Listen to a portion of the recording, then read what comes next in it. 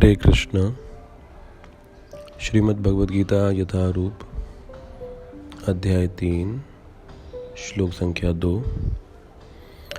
वयामिश्रेव वाकेन बुद्धिं मोहया शिवा मे तदेकं वद निश्चित्या येन श्रेयो अहम आप्नुयाम्।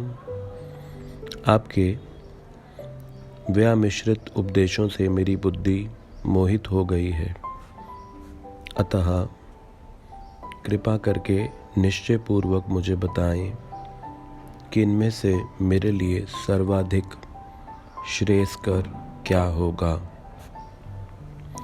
पिछले श्लोक में अर्जुन ने भगवान कृष्ण से कहा था कि आप मुझे इस घोर युद्ध में क्यों लगा रहे हैं, लेकिन इस श्लोक में अर्जुन भगवान से बड़ी स्पष्ट बात कर रहे हैं और कह रहे हैं कि आपके उपदेशों से मेरी बुद्धि मोहित हो गई है। तो इसलिए निश्चित कर बताइए कि क्या श्रेयस्कर है। तो ये अधिक गुणवत्ता का प्रश्न है। एक व्यक्ति के प्रश्नों से उस व्यक्ति की समझ, उसकी परिपक्वता, उसके विवेक का परिचय मिलता है। तो अब अर्जुन भगवान कृष्ण के ऊपर पूरी तरह से आश्रित होते हुए, निर्भर होते हुए उन्हीं से अपनी समस्या का समाधान और हल चाहते हैं। अर्जुन ने दूसरे अध्याय में भगवान कृष्ण की शरणागति स्वीकार की थी और उस शरणागति में कहा था, शिष्यस्ते हम, मैं आपका शिष्य हो गया। लेकिन उसके बावजूद अर्जुन अपनी स्वतंत्रता बनाए रखे हुए हैं।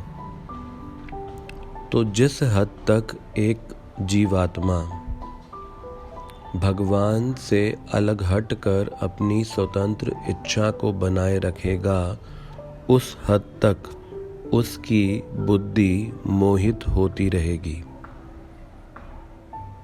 तो ये बुद्धि भगवान की शक्ति है और ये भगवान की शक्ति भगवान की सेवा के लिए बनी है। जिस प्रकार से हमारे शरीर का कोई अंग हमारे ही शरीर की सेवा के लिए बनाया गया है, तो उसी प्रकार से भगवान की शक्तियाँ भगवान की सेवा के लिए बनाई गई हैं और उनमें से एक है बुद्धि। तो जब ये भगवान की सेवा में नहीं लगाई जाएगी और भगवान से अलग हटकर स्वतंत्र विचारों को पूरा करने में लगाई जाएंगी, तो निश्चित रूप से ये भ्रमित होगी।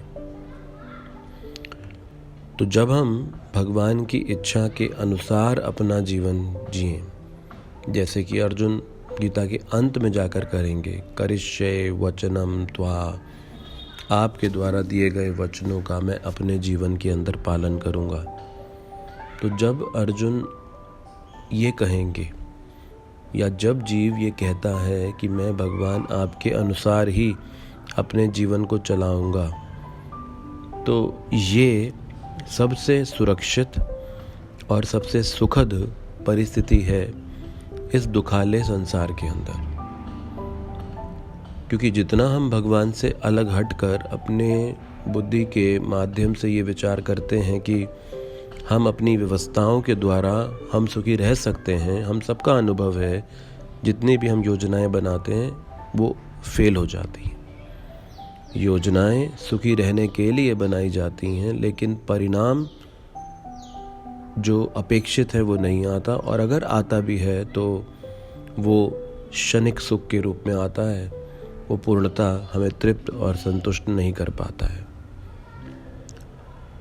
तो इसीलिए हमें भगवान की हमारे लिए क्या इच्छा है ये जानना आवश्यक है। और कैसे जाने कि भगवान हमारे से क्या चाहते हैं। अर्जुन के लिए सरल था। कृष्ण के सामने ही तो अर्जुन थे और अर्जुन के सामने कृष्ण थे। वो पूछ सकते थे, वो उन्हें सुन पा रहे थे, वो उनसे जान सकते थे। लेकिन हमारे सामने कृष्ण अपने वपु रूप में नहीं, वाणी रूप में है। यानी साक्षात वो प्रस्तुत नहीं है, लेकिन उनके शब्दों के रूप में उनसे संबंधित उपदेशों के रूप में वो उपस्थित हैं। तो कैसे जाने ऐसी अवस्था में भगवान की हमारे लिए क्या इच्छाएं हैं, वो हमसे क्या चाहते हैं। जैसे कि एक सचिव, एक सेक्रेटरी किसी अपने अधिकारी की बातों को, इच्छाओं को जानता होता है। तो मानिए कि कोई कंपनी का कोई मैनेजर है और उस मैनेजर के साथ एक सेक्रेटरी काम करता है। उस सेक्रेटरी को उस मैनेजर की इच्छाओं के बारे में पता रहता है। उसी प्रकार से जो भक्त है वो भगवान का सेक्रेटरी है, सचिव है। तो भगवान का जो सेक्रेटरी है वो भगवान की इच्छाओं को जानता है। तो हमारे लिए क्या इच्छा है भगवान की, भगवान हमसे क्या चाहते हैं कि हम करें, ये हम जानेंगे भगवान के भक्तों से। यानी कि सेक्रेटरी बताएगा भगवान क्या चाहते हैं। तो इसलिए अब अर्जुन का प्रश्न इस गीता को और आगे बढ़ा रहा है। यानी कि अर्जुन के प्रश्नों के आधार पे भगवान कृष्ण गीता में और सुंदर शिक्षाएं और गहरी उपदेश देते जा रहे हैं। और अगर अर्जुन ने ये प्रश्न ना किए होते तो हमें ये सब जानकारी आज शायद उपलब्ध नहीं होती। तो अर्जुन जो हैं अपने प्रश्नों से रास्ता स्पष्ट करते जा रहे हैं कि वास्तव में एक जीव के लिए जब वो ऐसी बद्ध अवस्था में फंसा है, जन्म जन्मांतरों के अनेक संस्कारों की वृत्तियों को मन में रख कर बैठा है, ऐसी स्थिति में उसके लिए स्पष्ट सीधा मार्ग क्या होगा। ऐसे कलयुगी जटिल आधुनिक जीवन शैली में अब उसे क्या करना चाहिए। तो वो कृष्ण के लिए एक भूमिका बनाई जा रही है, जो कि आने वाले श्लोकों और अध्यायों में स्पष्ट होता जाएगा। हरे कृष्णा।